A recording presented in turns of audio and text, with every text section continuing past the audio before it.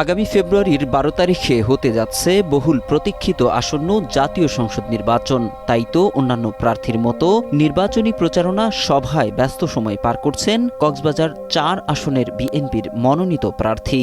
কিন্তু এই ব্যস্ততার মাঝেই হঠাৎ করে তার কাছে আসলো অজানা এক চিঠি, যেখানে দেওয়া হয়েছে প্রাণনাশের হুমকি।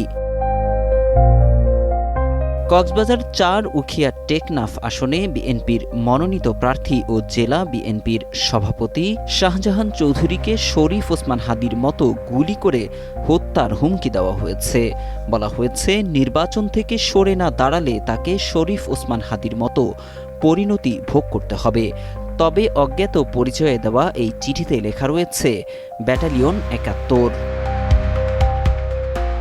এদিকে ডাকযোগে পাঠানো এই চিঠিদাতাদের প্রকৃত পরিচয় সম্পর্কে কোনো তথ্য জানাতে পারেনি আইনশৃঙ্খলা বাহিনী।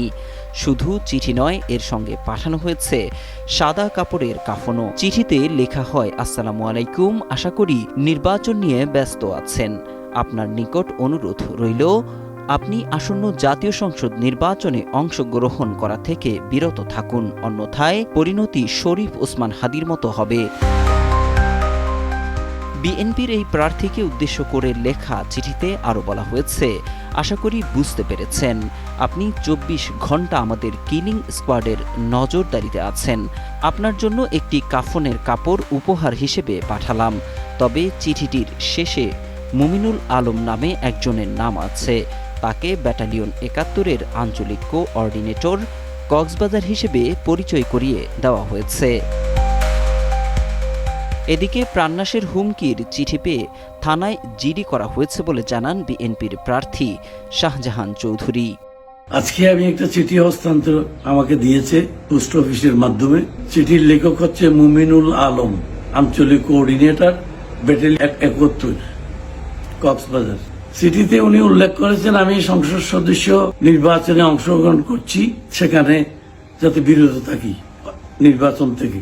অন্যথায় তারা আমাকে শরীফ ওসমান হাদির মতো পরিণতি ভোগ করার কথা বলেছেন। ২৪ ঘন্টায় আমার কিলিং স্কোয়াড আপনার নজরদারিতে আছে, এই কথাও বলেছেন। আমি এটা উখিয়া থানাতে জিডি করেছি। তবে বিএনপির এই প্রার্থী বলেন, হুমকি দিয়ে তাকে দুর্বল করার চেষ্টা করা হচ্ছে, কিন্তু তিনি এতে ভয় পান না, তিনি নির্বাচনে লড়ে যাবেন। জানান, হুমকির খবর প্রকাশের পর তার খোঁজ খবর নিয়েছেন বিএনপির ভারপ্রাপ্ত চেয়ারম্যান জনাব তারেক রহমান। খবর প্রকাশ হওয়ার সাথে সাথে ঢাকা থেকে আমাদের মাননীয় চেয়ারম্যান তারেক রহমান সাহেব আমাকে টেলিফোন করে খোঁজখবর নিয়েছেন এবং আমাকে তিনি সাহস দিয়েছেন। আমি বলেছি উনাকে, ইনশাআল্লাহ তাআলা আমি নির্বাচন করে যাব, হয়াতমত আল্লাহর হাতে। এদিকে উখিয়া থানার ওসি নূর আহমেদ বলেন, এ ঘটনায় বিএনপি প্রার্থীর পক্ষ থেকে থানায় একটি জিডি বা সাধারণ ডায়েরি করা হয়েছে। বিষয়টি তদন্ত করে আইনানুগ ব্যবস্থা নেওয়ার কথাও জানান তিনি।